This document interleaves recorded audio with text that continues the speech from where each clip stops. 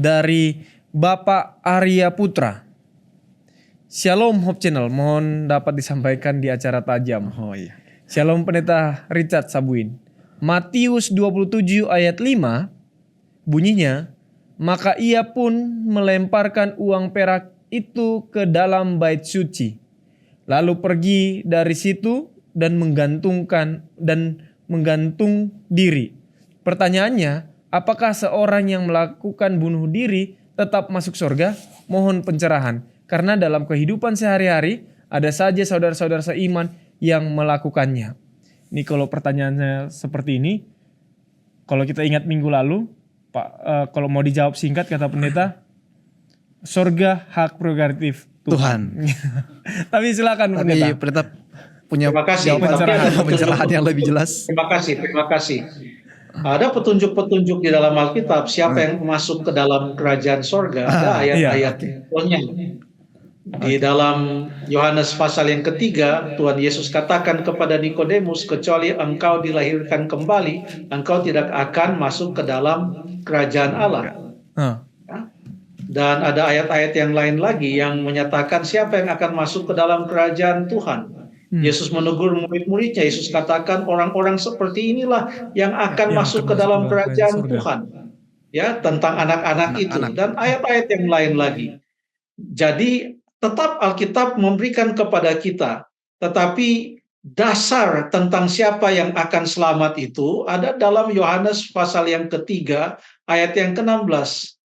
Barang siapa yang percaya kepadanya tidak binasa, melainkan memperoleh hidup yang kekal. Barang siapa yang percaya kepada Tuhan, ya, percaya kepada Yesus Kristus, tidak akan binasa, melainkan memperoleh hidup yang kekal. Jadi Alkitab memberikan kepada kita petunjuk-petunjuk tentang siapa yang akan selamat. Dan petunjuk-petunjuk itu sangat jelas. Hanya ada hal-hal yang ditanyakan seperti, kalau tidak salah, dalam episode Kamis yang lalu atau Minggu yang lalu, ditanyakan tentang bayi yang baru lahir. Contohnya, masuk surga atau tidak. Nah, sekarang pertanyaan ini sangat sensitif. Karena mungkin di antara kita, pemirsa, banyak juga yang mengenal sahabat atau kerabat yang telah melakukan hal ini, yaitu bunuh diri. Dan kita bertanya, tetap masuk surga atau tidak? Dan ayat yang ditanyakan tadi adalah berdasarkan Matius 27 ayat 5. Dan itu adalah tentang Yudas. Oke.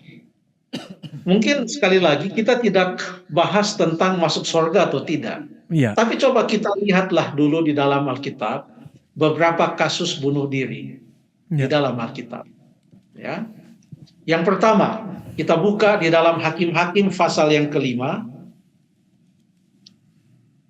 Hakim-Hakim pasal yang ke-5.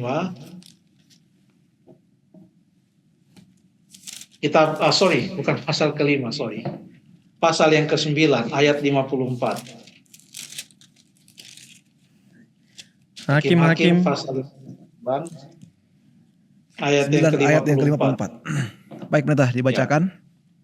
Ya. Dengan segera dipanggilnya bujang pembawa senjatanya dan berkata kepadanya, "Hunuslah pedangmu dan bunuhlah aku, supaya jangan orang berkata tentang aku, seorang perempuan membunuh dia." Lalu bujangnya itu menikam dia sehingga mati. Ceritanya cukup panjang tentang Abimelek yang menjadi raja di Sikem, menyatakan diri bahwa dia adalah raja, dan ini adalah setelah Gideon ceritanya. Dan dalam cerita ini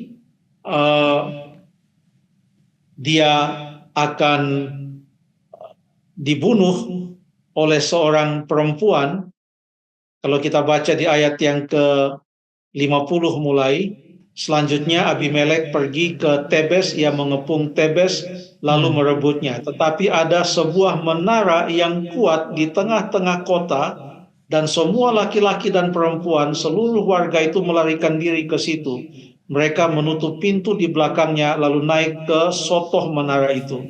Lalu sampailah Abimelek ke menara itu, menyerangnya dan dapat menerobos sampai ke pintu menara itu untuk membakarnya. Tetapi ayat 53, seorang perempuan menimpakan sebuah batu kilangan kepada Abimelek dan memecahkan batu kepalanya. Belum mati dia. Ini raja yang jahat dia, Abimelek ini. Dan dia mau membinasakan semua orang yang naik ke atas menara itu.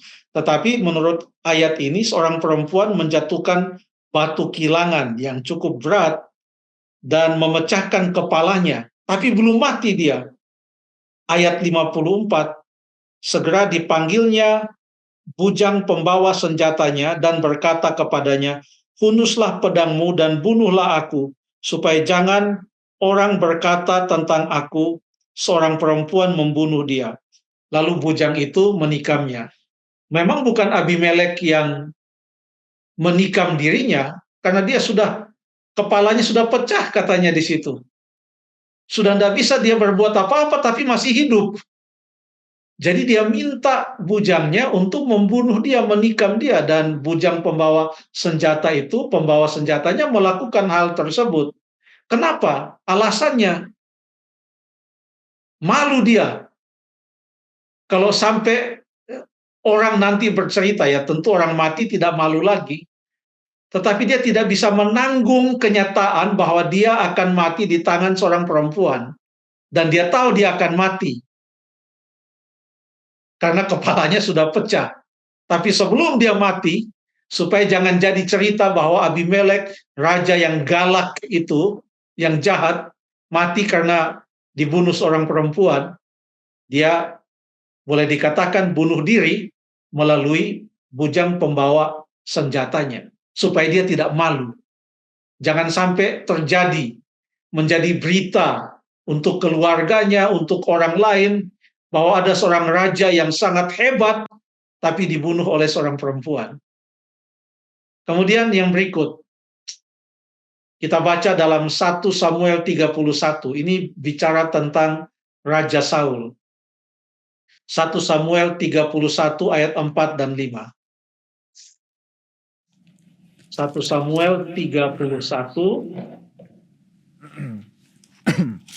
ayat 4 dan 5. Ya, silakan. Lalu berkatalah Saul kepada pembawa senjatanya, "Hunuslah pedangmu dan tikamlah aku, supaya jangan datang orang-orang yang tidak bersunat ini menikam aku dan memperlakukan aku sebagai permainan." Tetapi pembawa senjatanya tidak mau, karena ia sangat segan. Kemudian Saul mengambil pedang itu dan menjatuhkan dirinya ke atasnya.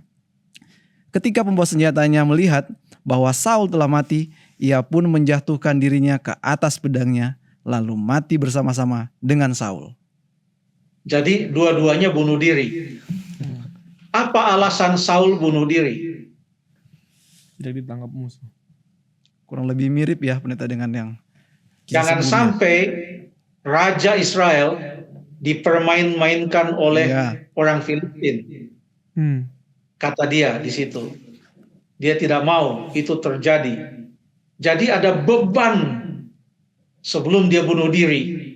Beban yang dia tidak bisa pikul. Kenyataan yang dia tidak bisa hadapi. Suatu perlakuan yang dia tidak akan bisa terima. Oleh sebab itu, ia memutuskan untuk menyudahi hidupnya. Ia menikamkan dirinya di atas pedangnya. Ia menjatuhkan diri di atas pedangnya. Itu Saul. Karena dia takut juga mungkin kepada musuhnya. Lalu yang berikut 2 Samuel 17 ayat 23. 2 Samuel 17 ayat yang ke-23.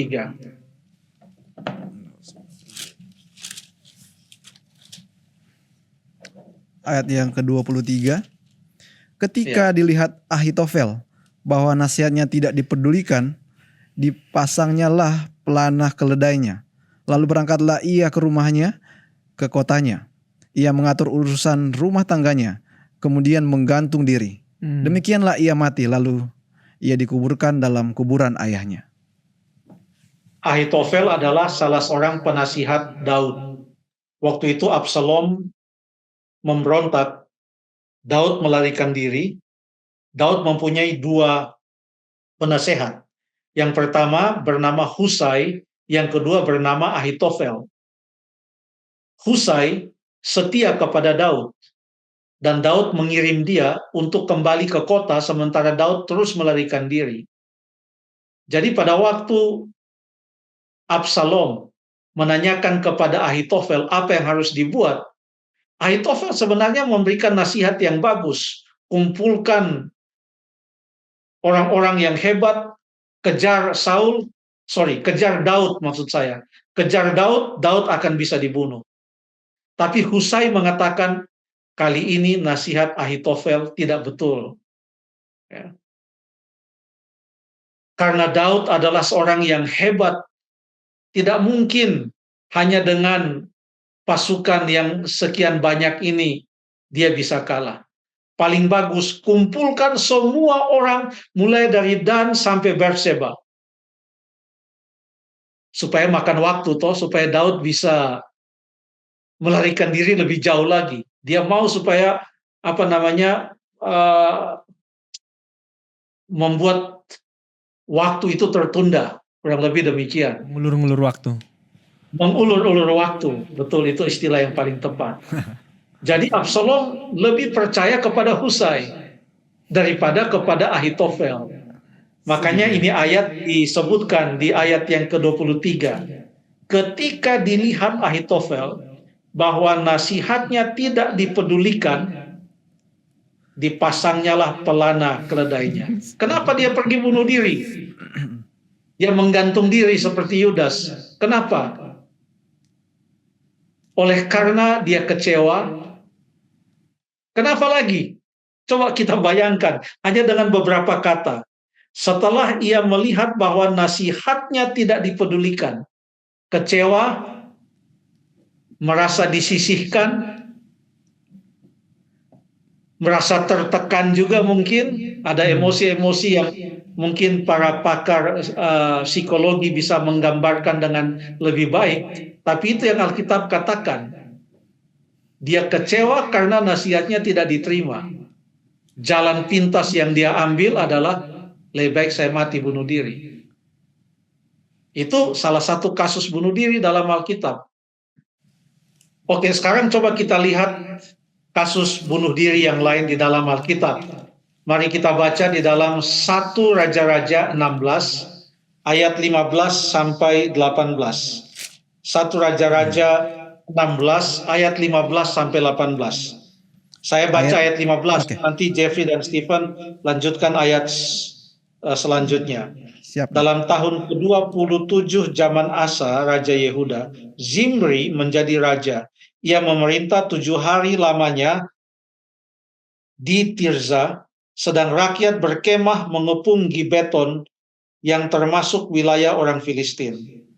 Setelah rakyat yang berkemah itu mendengar orang mengatakan, Zimri telah mengadakan persepakatan dan ia pun telah membunuh raja, maka pada hari itu juga di tempat perkemahan seluruh orang Israel menobatkan Omri, panglima tentara, menjadi raja atas Israel. 17. Kemudian Omri dengan seluruh Israel maju dari Gibeton dan mereka mengepung Tirsa. Segera sesudah Zimri melihat bahwa kota itu telah direbut, maka masuklah ia ke dalam puri istana raja, lalu membakar istana raja itu, sedang ia sendiri ada di dalamnya dan ia mati. Terima kasih. Kenapa dia bunuh diri? Tadinya dia yang mengadakan coup dengan membunuh raja sebelumnya. Dia menyatakan diri sebagai raja, tetapi orang-orang Israel tidak senang dengan dia. Mereka bahkan menobatkan panglima perang yang bernama Omri untuk menjadi raja. Lalu Zimri mendapati bahwa wah, saya ditinggalkan. Saya tidak punya pendukung. Ya. Saya tidak mendapatkan dukungan dari rakyat. Rakyat semua mengikuti Omri. Omri sudah dinyatakan sebagai raja. Apa yang dia lakukan? Ayat 18. Segera sesudah Zimri melihat bahwa kota itu telah direbut, masuklah ia ke dalam puri istana raja, lalu membakar istana itu, sedang ia sendiri ada di dalamnya dan ia mati. Dia bukan gantung diri seperti Ahitofel, tapi dia bakar rumah dan dia mati sama-sama di dalam. Kemudian yang berikut adalah tadi Yudas. Ya. Ayat yang kelima tadi. Coba dibaca sekali lagi. Matius pasal yang ke-27 ayat yang kelima.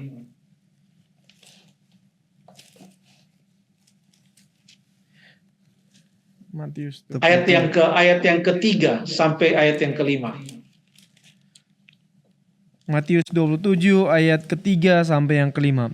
Pada waktu Yudas yang menyerahkan dia melihat bahwa Yesus telah dijatuhi hukuman mati, menyesallah ia, lalu ia mengembalikan uang yang 30 perak itu kepada imam-imam, kepada kepala dan tua-tua.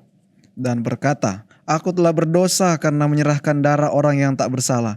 Tetapi jawab mereka, apa urusan kami dengan itu? Itu urusanmu sendiri.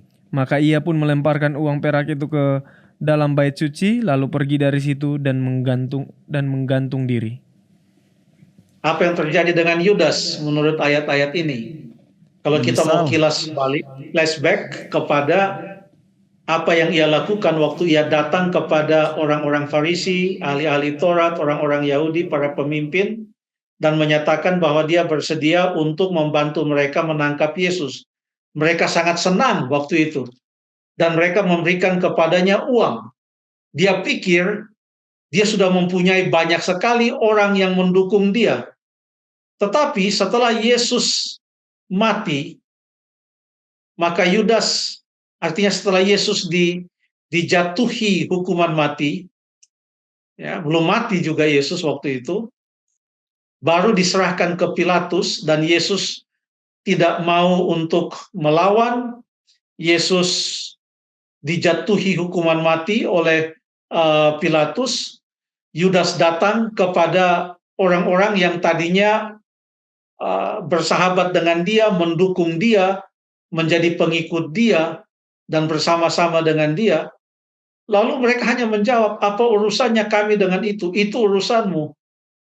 Mendengar itu, ia melemparkan itu uang perak itu ke dalam bait suci, lalu pergi dan menggantung diri. Kurang tahu bagaimana mau menggambarkan emosi yang ada di dalam hati Yudas pada saat itu. Rencananya tidak berhasil, skenario yang dia buat tidak terjadi, dan ia datang ke orang-orang itu, mereka katakan, tidak ada urusan sama kami, itu urusanmu. Semua bercampur aduk di dalam kepalanya.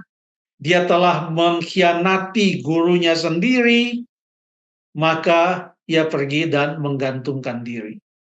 Ya. Ada juga di dalam Alkitab percobaan bunuh diri yang digagalkan. Coba kita baca di dalam Kisah pasal yang ke-16. Kisah pasal yang ke-16, ayat yang ke-26 sampai ayat yang ke-28. Kisah pasal yang ke-16, Kisah 16. ayat yang ke-26 sampai ayat yang ke-28. Kisah 16 Waktu itu ayat ya. Paulus dan Silas yang ada dalam penjara berdoa, menyanyikan puji-pujian, lalu kemudian apa yang terjadi? Ayat 26, silakan. Ayat 26. Akan tetapi terjadilah gempa bumi yang hebat, sehingga sendi-sendi di penjara itu goyah. Dan seketika itu juga terbukalah semua pintu dan terlepaslah belenggu mereka semua. Ketika kepala penjara itu terjaga dari tidurnya dan melihat pintu-pintu penjara terbuka, ia menghunus pedangnya hendak membunuh diri, karena ia menyangka bahwa orang-orang hukuman itu telah melarikan diri. Oke, sampai di situ dulu. Kenapa dia mau membunuh diri? Karena dia merasa dia gagal dalam tugasnya, menjalankan tugas, dan dia tidak tahu bisa saja hukuman mati juga yang akan dia terima. Dan dia lebih bagus dia selesaikan hidupnya. Dia sudah hunus dia punya pedang untuk bunuh diri. Tapi apa yang terjadi? Ayat 28. Ayat 28. Tetapi Paulus berseru dengan suara nyaring, katanya, "Jangan celakakan dirimu, sebab kami semuanya masih ada di sini." Terima kasih. Jadi inilah percobaan bunuh diri yang digagalkan dan berhasil digagalkan. Lalu ia datang ke Paulus dan Silas dan ia bertanya, ayat 30, "Tuan, apakah yang harus aku perbuat supaya aku selamat?" Tadi sudah hampir mati dia bunuh diri. Sekarang dia bertanya, apa yang aku harus perbuat supaya aku selamat? Bukan hanya selamat dari bunuh diri, dia sudah selamat tidak jadi bunuh diri. Tapi ada pertanyaan yang sungguh luar biasa yang dijawab di ayat 31. Percayalah kepada Tuhan Yesus Kristus dan engkau akan selamat, engkau dan seisi rumahmu. Lalu ia percaya kepada Yesus dan seisi rumahnya, mereka kemudian dibaptiskan. Inilah beberapa kasus bunuh diri dan percobaan bunuh diri yang ada di dalam Alkitab. Apa yang bisa kita lihat di sini? Beberapa dari kasus yang sudah kita baca terjadi dalam waktu perang, di mana orang tidak bisa menerima kenyataan bahwa dia kalah. Orang merasa takut dan malu, tidak bisa menahan rasa takut dan malu itu. Mau simpan di mana ini muka? Itu terjadi beberapa contoh tadi. Kemudian yang berikut, ada yang terjadi karena orang merasa terjepit, merasa panik, dalam keadaan emosi yang tidak stabil. Itu yang terjadi. Tapi coba kita perhatikan, ada satu hal dalam semua cerita ini, ada satu hal yang sama dalam semua cerita ini. Baik itu tadi Abimelek, Saul, Ahitofel, Zimri, Yudas. Yang terjadi adalah para penulis Alkitab hanya menyatakan bahwa mereka bunuh diri. Tapi para penulis Alkitab tidak memberikan sedikit pun komentar tentang mereka melakukan sesuatu yang jahat. Walaupun itu bukan berarti bahwa bunuh diri itu baik. Bunuh diri itu tidak baik. Mengapa? Karena Allah lah yang memberikan hidup. Kehidupan itu adalah karunia Allah. Dan karunia Allah itu perlu untuk dihargai. Kita tidak mempunyai hak untuk menyia-nyiakan karunia Allah tersebut. Itulah kehidupan yang Allah berikan. Bahkan Allah ingin memberikan bahkan hidup yang kekal, bukan hanya hidup yang sementara. Itu yang terjadi.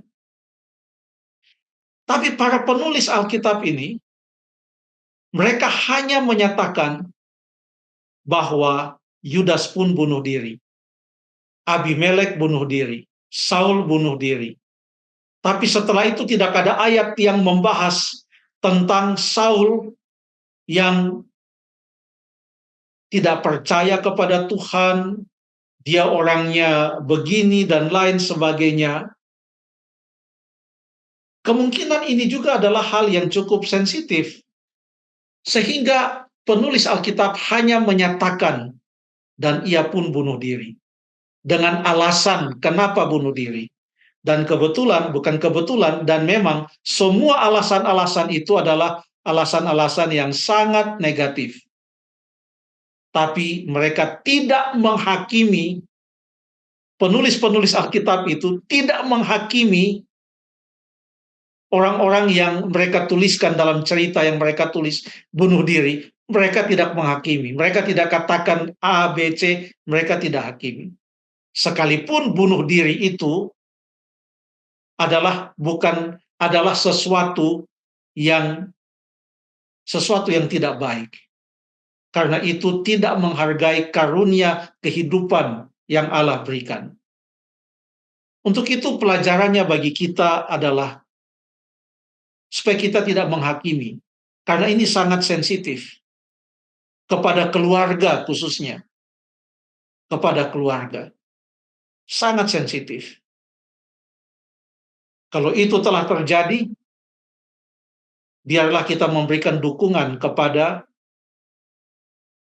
keluarga-keluarga yang ditinggalkan.